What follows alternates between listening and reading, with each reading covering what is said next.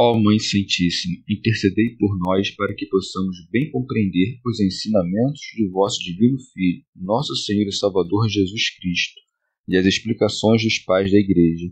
Ó Virgem Imaculada, ofereço-vos este trabalho e peço que abençoeis aqueles que o ouvirem, e que seja para a maior honra e glória de Deus. Amém. Senhor onipotente, purificai o meu coração e os meus lábios. Vós, que purificastes os lábios do profeta Isaías com carvão em brasa, e dignai-vos, por tal modo, purificar-me com a vossa misericórdia, para que possa dignamente anunciar o vosso santo Evangelho. Por Jesus Cristo, nosso Senhor. Amém. Senhor, abençoai-me. Que o Senhor resida no meu coração e nos meus lábios, para que anuncie digna e convenientemente o seu Evangelho. Amém. Evangelho de Nosso Senhor Jesus Cristo, segundo São João. A despedida. Jesus continuou ensinando a seus discípulos: quem tem meus mandamentos e os observa é que me ama, e quem me ama será amado por meu Pai. Eu o amarei e me manifestarei a ele.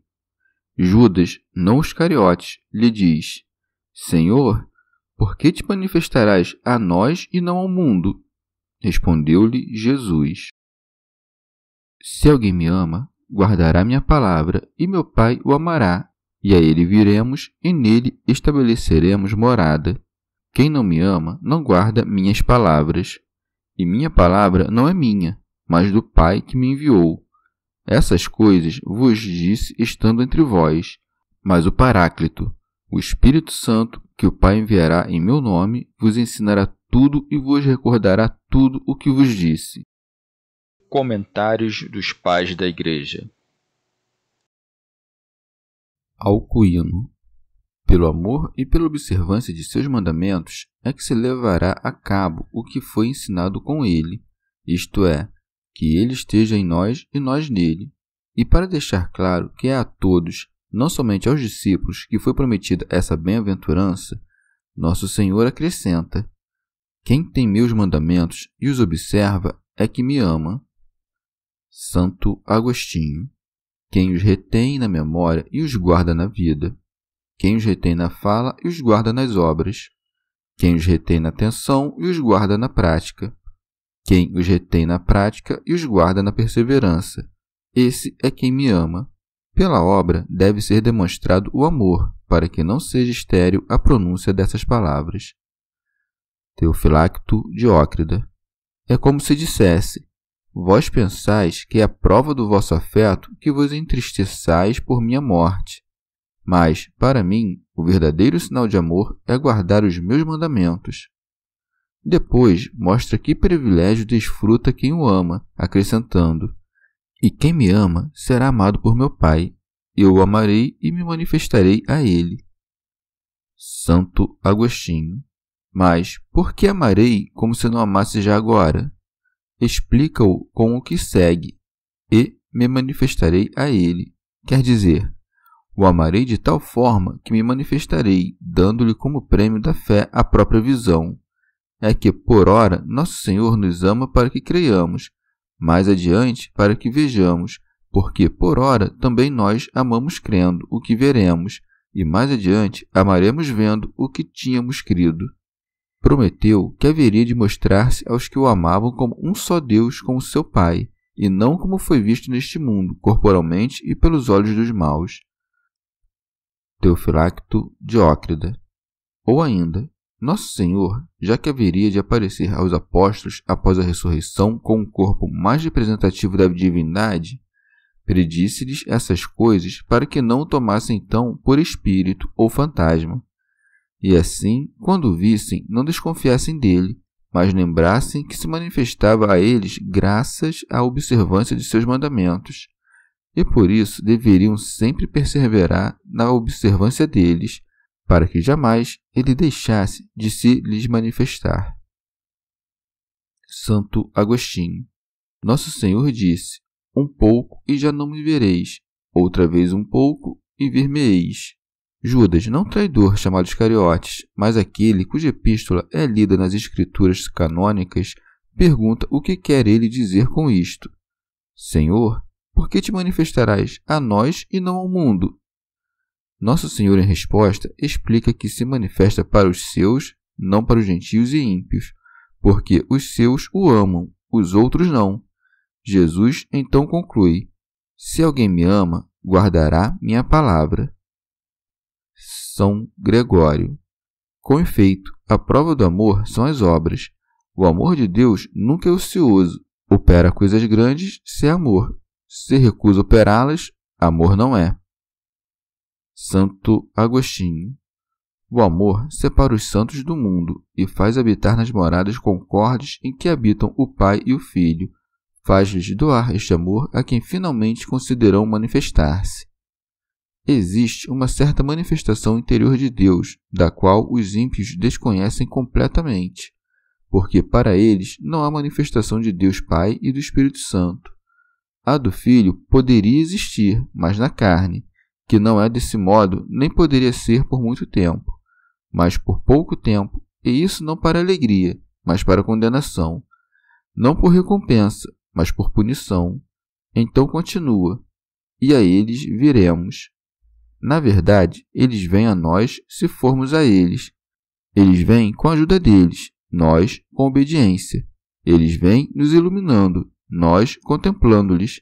Eles vêm nos enchendo de graças, nós recebendo-as, para que sua visão não seja algo externo a nós, mas interno, e o tempo de sua morada em nós não seja transitório, mas eterno. É por isso que ele continua: e nele estabeleceremos morada. São Gregório.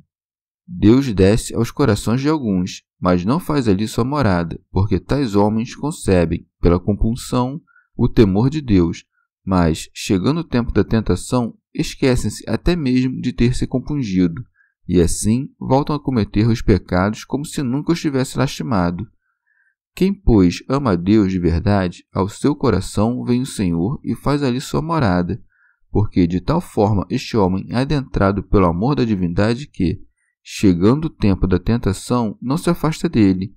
Quem ama de verdade é aquele em quem o mau deleite não conquista o consentimento da alma. Santo Agostinho. Mas, enquanto o Pai e o Filho fazem morada amorosa, o Espírito Santo é excluído? O que significa aquilo que é dito do Espírito Santo acima? Ele habita em vós e estará em vós, mas que o Espírito fará morada em nós? Não se deve pensar assim, a menos que, de fato, um homem seja tão louco a ponto de pensar que, quando o Pai e o Filho vierem, o Espírito Santo irá embora, como se para dar lugar aos seus superiores. No entanto, mesmo esse pensamento carnal é desaprovado pela Escritura no sentido de que diz: permanecerei convosco. Ele estará, portanto, na mesma morada com eles, para sempre. Como ele não veio sem eles, também eles não vieram sem ele. Como consequência da Trindade, atos são, às vezes, atribuídos às pessoas isoladas dela, mas a substância da Trindade mesma exige que, em tais atos, a presença das outras pessoas esteja também pressuposta. São Gregório. Tanto mais alguém se desliga do amor do alto, quanto mais se deleita com as coisas de baixo. Daí que siga: quem não me ama, não guarda minhas palavras. Para amar o Criador, portanto, requer-se a língua, a mente e a vida. São João Crisóstomo. Judas pensou que, como nós vemos os mortos em sonhos, do mesmo modo o veriam, e aí pergunta: Senhor, por que te manifestarás a nós e não ao mundo? Dizendo: ai de nós, que assim que morreis, deves voltar a nós como morto. Para que não errassem desse modo, disse: e a ele viremos, dizendo que, do mesmo modo que o Pai manifestar-se-á, manifestar-me-ei. Faremos morada nele, o que não é próprio dos sonhos. E minha palavra não é minha, mas do Pai que me enviou, dizendo: não só a mim, mas também o Pai não ama a quem não ouve a minha palavra. Ele diz isso porque nada fala fora do Pai, nem nada que ele desaprove. Santo Agostinho. Talvez seja com fundamento em alguma distinção importante que Nosso Senhor, ao falar de suas próprias palavras, usou o singular. Se alguém me ama, guardará minha palavra. Já quando fala palavra no plural, quem não me ama não guarda minhas palavras. E diz que não é sua, mas do Pai, refere-se a si mesmo. Com efeito, o verbo não é seu, mas do Pai, assim como a imagem não é sua, mas do Pai. Nem é seu o Filho, mas do Pai. Com razão, portanto, atribui ao seu autor aquilo que ele mesmo faz, como seu igual, pois desse mesmo autor recebe a indistinção e igualdade com ele. São João Crisóstomo. Como de tudo que tinha falado, algumas coisas estivessem claras e outras não tivessem sido bem entendidas, para que não se perturbassem os apóstolos, acrescenta: essas coisas vos disse estando entre vós. Santo Agostinho. Uma é a morada que Nosso Senhor prometeu para a vida futura, outra é esta, que declara presente entre nós. Aquela é espiritual e é criada no interior das almas, esta corporal e se exibe exteriormente aos olhos e orelhas. São João Crisóstomo. Para que mais facilmente lidassem com sua partida corporal, Nosso Senhor preparou-os, prometendo-lhes que sua partida viria a ser causa de grandes bens, porque, enquanto ele permanecesse ali entre eles e o Espírito não viesse, não poderiam aprender nada de grande, daí que siga. Mas o Paráclito, o Espírito Santo que o Pai enviará em meu nome, vos ensinará tudo e vos recordará tudo o que vos disse. São Gregório. O que em grego se chama Paráclito, em latim se diz advogado ou consolador. O Espírito Santo, pois, é chamado de advogado na medida em que intercede junto da justiça do Pai a favor dos pecadores desgarrados, incitando a súplica e oração àqueles que estão preenchidos de seu sopro. É chamado de consolador na medida em que levanta do abatimento e da tristeza as almas dos amargurados pelo próprio pecado, e ao mesmo tempo prepara dentro deles a esperança do perdão. São João Crisóstomo. A todo momento, Nosso Senhor chama o Espírito Santo de Paráclito, ou Consolador, para aliviá-los das tribulações que os rodeiam. Dídimo. O Salvador afirma que o Espírito Santo será enviado pelo Pai em seu nome, sendo de forma apropriada o nome do Salvador ou do Filho. Desta maneira, se demonstra com esta palavra a unidade da natureza e a propriedade, se é lícito expressar-se dessa forma, das pessoas. Ouvir em nome do Pai é só apropriado ao Filho, guardadas as relações entre Pai e Filho, e nenhum outro vem em nome do Pai, a não ser, por exemplo, em nome do Senhor, Deus Todo-Poderoso. Como os servos vêm em nome do Senhor, do mesmo modo são submetidos e servem, dão testemunho do Senhor, sendo seus os servos, e desse modo também o Filho, que vem em nome do Pai, leva seu nome, porque dessa maneira se prova Filho unigênito. E como o Espírito Santo é enviado em nome do Filho, se demonstra a unidade dele com o Filho, e daí se diz que é o Espírito do Filho por sua adoção, fazendo filhos àqueles que haviam querido recebê-lo. Mas esse Espírito Santo, que vem em nome do Filho, enviado pelo Pai, ensinará todas as coisas aos que têm sido aperfeiçoados em nome de Cristo, enquanto essas coisas corresponderem ao espiritual e aos sacramentos intelectuais da verdade e da sabedoria. Mas ensinará, não como se aprende certas artes e ciências com diligência e esforço, mas sim como se aprende aquela arte que é a doutrina e sabedoria, inspirando de forma invisível o Espírito da verdade na ciência do divino no entendimento. São Gregório. A menos que o Espírito Santo esteja presente no coração do aluno, é inútil o falatório do mestre. Ninguém, pois, deve atribuir ao professor humano o entendimento das palavras que saem da boca do professor, porque, se não estiver no interior do pupilo quem lhe ensine, em vão trabalha no exterior a língua do mestre. Ora, mesmo a fala do Criador não serve à instrução do homem se o Espírito não fala a esse homem por meio de sua unção. Santo Agostinho. Mas por acaso é função do Filho falar e do Espírito Santo ensinar, de modo que, da fala do Filho, recebemos apenas as palavras e do ensino do Espírito Santo o entendimento delas? A Trindade inteira, portanto, tanto fala quanto ensina. Mas se, além disso, cada ação não fosse confiada a cada pessoa individualmente, a humana fraqueza não conseguiria, de modo algum, alcançá-la. São Gregório. Devemos indagar porque Nosso Senhor diz desse mesmo Espírito que Ele vos recordará tudo, ou, no latim, sugerirá, já que sugerir parece um cargo inferior. Mas, uma vez que, por sugerir, às vezes queremos dizer inspirar, soprar ou insinuar, se está dito que o Espírito Santo sugere, não é porque nos traga algum conhecimento inferior, mas porque nos traz um conhecimento oculto.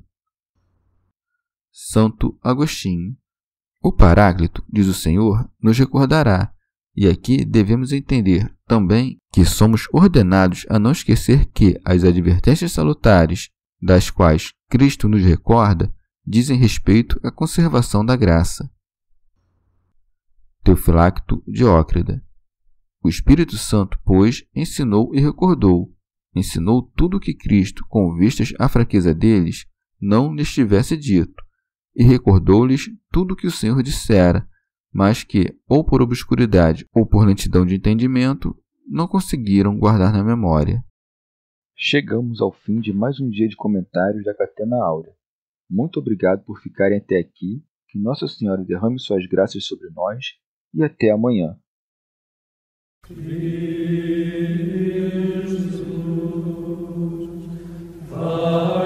Jesus,